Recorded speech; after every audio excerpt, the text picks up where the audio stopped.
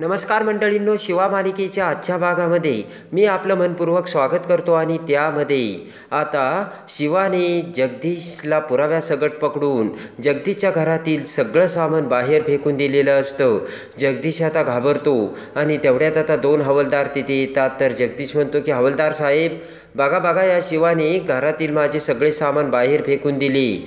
आणि तेवढ्यात आता आशू तिथे येतो आणि म्हणतो की जगदीश, तुझा खेळ आता संपलाय आणि तुझ्या विरोधात पुरावे सापडलेत। आणि हवालदार म्हणतो की जगदीश, तुझ्या विरोधात सगळे पुरावे मिळाले, चल आता तू बाहेर निघ। तर तेवढ्यात शिवा म्हणते की जगदीश, आठवतंय का तुला घरातल्या घरात तू कसा वागला होता आणि माझ्या पप्पांचा घरात असलेला फोटो कसा रस्त्यावर फेकून दिला होता? आणि ताबडतोब जगदीशला आता ते सगळं आठवतं। शिवा म्हणते की तेव्हा ते करताना तुला लाज नाही वाटली का जगदीश? जगदीशने आता खाली मान घातलेली असते आणि पाना गँग म्हणते की भाई लोक, आपण याला जरा फटके देऊयात का? तर जगदीश आणखीनच घाबरतो।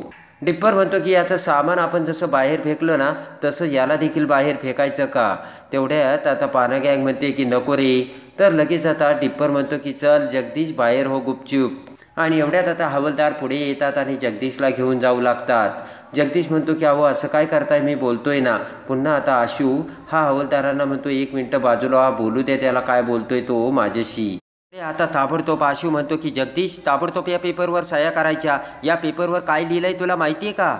मी जगदीश पाटील असे लिहून देतो की यापुढे मी या फॅमिलीला त्रास देणार नाही आणि या फॅमिलीच्या मध्ये येणार नाही आणि या वस्तीच्या सुद्धा जवळ मी येणार नाही, असे तू लिहून दे जगदीश, असे आता आशू हा जगदीशला बोलतो।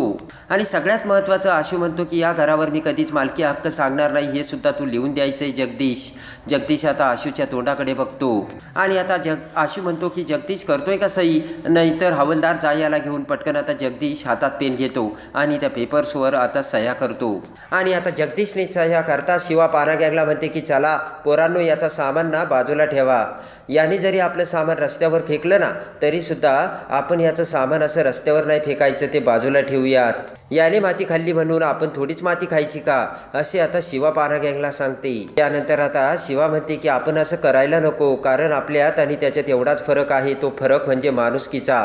आणि शिवाना माणुसकी धर्म पाळते फक्त, असे आता जगदीशकडे बघत शिवा बोलते। आणि इकडे आता वंदना माई आजीला म्हणते की आई, हे बघा आपली जी वस्ती आहे ना, त्याच्याच बाजूला टिळक नगर म्हणून एक नगर आहे, त्या वस्तीत माझी चुलत बहीण राहते, आपण तिच्याकडे जाऊन राहूयात ना।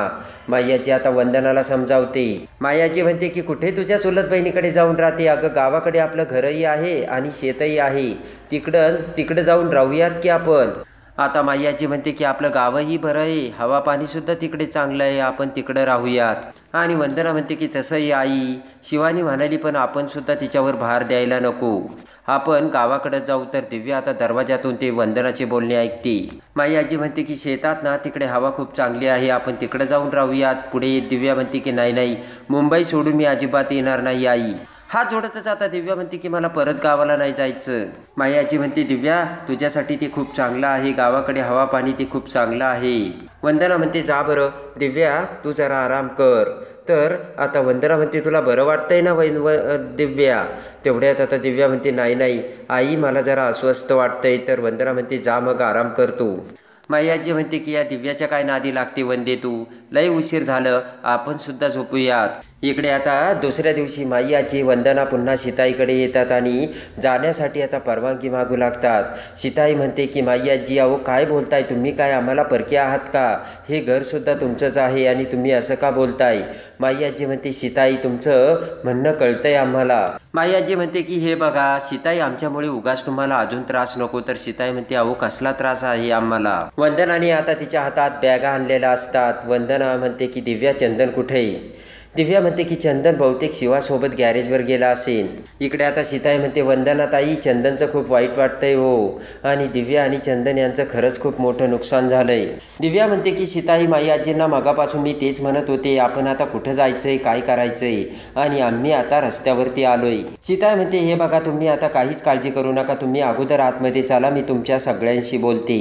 माई आजी म्हणते की लेकीच्या संसारात अजून ढवळाढवळ नको सीताई, माई आजी म्हणते त्यांचा बी संसार सुखाचा होऊ दे. पुन्हा आता दिव्या म्हणते माई आजी मी काय म्हणते राहूयात ना आपण इथे. दिव्या म्हणते की आपण सीताईचं ऐकायला हवं. माई आजी म्हणते की दिव्या अजिबात नाही, आपल्यामुळे या पोरांचा संसार अजून होरपळायला नको.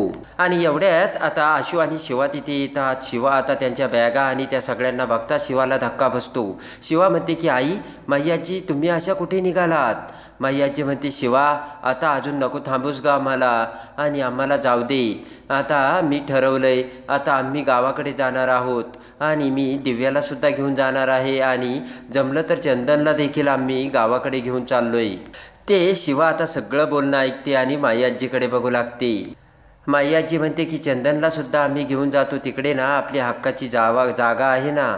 शिवा आता म्हणते की माई आजी तुला गावी जावं लागणार नाही आहे. वंदना म्हणते हे बघ शिवानी तू आता उगाच आम्हाला हट्ट करू नकोस बरं थांबवण्याचा. शिवा म्हणते की अगं आई मी तुला आमच्या इथे राहा असं नाही म्हणत. सीताई म्हणते की अगं मग ती कुठे राहणार. तेवढ्यात आता आशू म्हणतो की तिच्या हक्काच्या घरात. ते ऐकून आता माई आजी म्हणते की शिवानी तू काय बोलतेस. तर माई आजी म्हणते की काय झालं शिवानी. तर शिवा म्हणते की माई आजी म्हणजे तुझ्या आपल्या हक्काच्या घरात. शिवानी म्हणते की आपलं हक्काचं घर मिळालंय आणि आपण सगळेजण तिथे जातोय. आणि पटकन आता माई आजी शिवाचे गाल पकडते आणि म्हणते की शिवानी काय सांगतेस तू आणि हे खरं आहे का. तर आशू म्हणतो की अगदी 100%. माई आजी वंदना खूप खुश झालेल्या असतात आणि लगेच हसतच माई आजी म्हणते की बघितलं का दिव्या मी म्हणाले होते ना माझी शिवा करून दाखवणार म्हणून. आणि पटकन आता माई आजी ही शिवाला मिठी मारते आणि शिवाची दृष्ट काढते.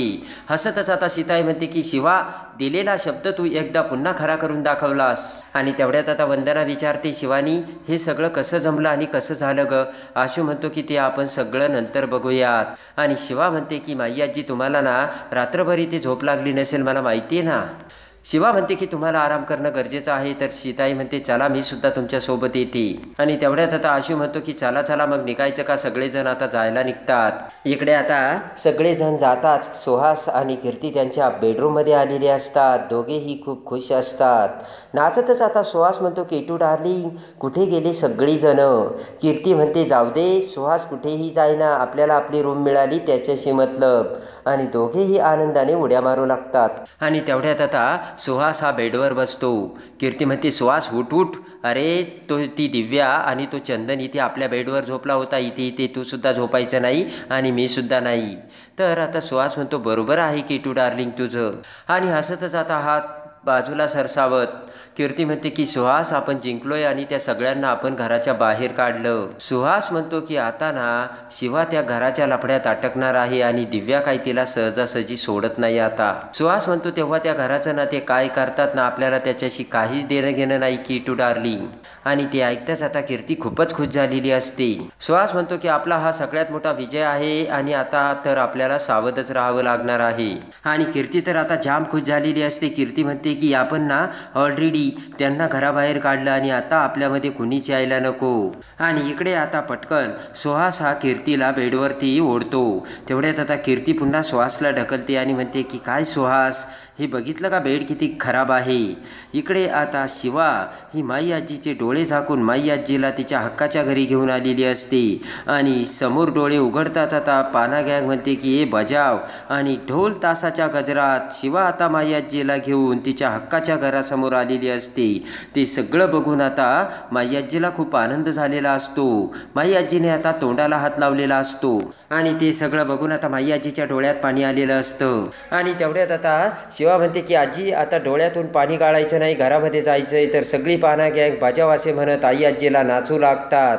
आणि आई आजीसुद्धा मोठ्या आनंदाने आता नाचत वाजत गाजत सगळेजण आता घराकडे चाललेले असतात. इकडे चंदन आणि दिव्या मात्र उदास असतात. दिव्या तर आता चंदनकडे बघत नाटक करत असते. पण इकडे माई आजीला घर मिळाल्यामुळे सगळ्यात मोठा आनंद झालेला असतो. आणि एवढ्यात आता शिवा ही दरवाजाजवळ येते आणि शिवाला आता रडणं मुश्किल झालेलं असतं आणि शिवाच्या डोळ्यातून पाणी येऊ लागतं. आशू पुढे येत म्हणतो की शिवा अगं काय गं.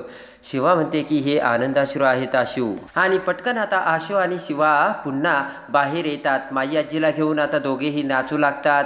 वंदना आणि माई आजी खूप खुश झालेले असतात. माई आजी प्रेमाने शिवा आणि आशूला मिठी मारते आणि त्यानंतर माई आजी आता वंदनाला देखील मिठी मारते.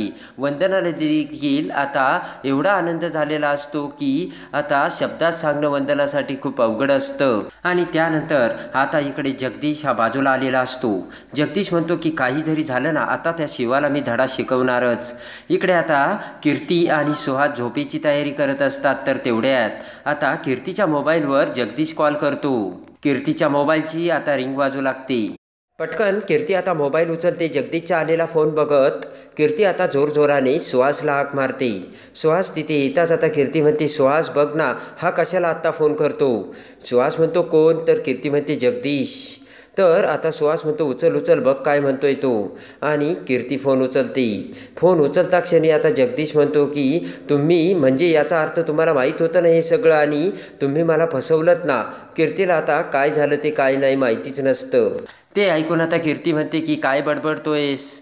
जगदीश म्हणतो की नाटक करू नकोस बरं का, मी तुला चांगलं ओळखतोय कीर्ती. आणि तेवढ्यात आता बोट करत आता सुहास म्हणतो की ए जगदीश, तुझ्या तोंडाला लगाम घाल, तू कोणासमोर बोलतोय, तुला कळतंय का काही?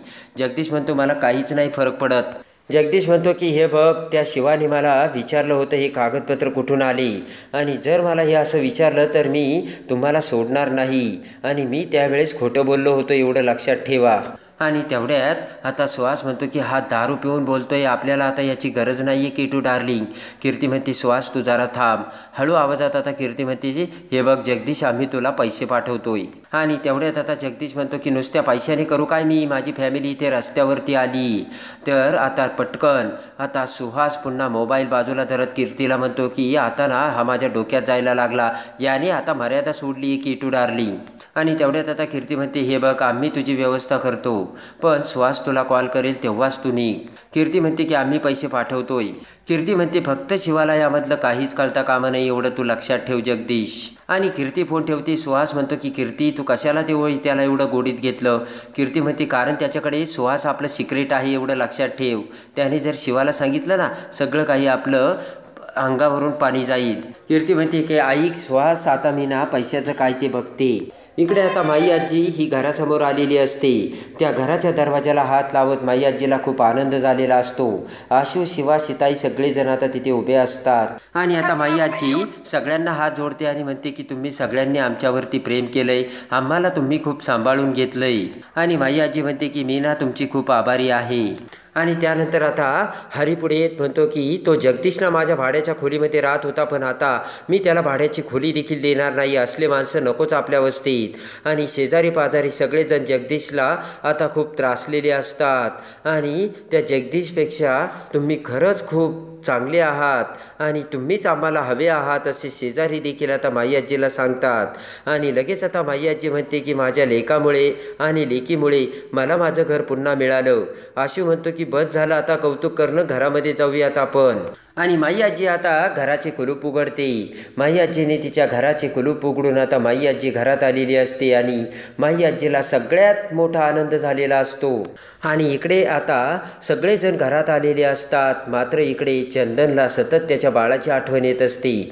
दिव्या आता चंदनला म्हणते की हे बघ, अशी आठवण काढून काय बाळ परत येणार आहे का? तेव्हा चंदन दिव्याकडे बघतो आणि म्हणतो की दिव्या, अगं तुझ्या डोळ्यात बाळाबद्दलचं काहीच आता प्रेम दिसत नाही आणि एवढी अशी निष्ठुर का आहेस तू?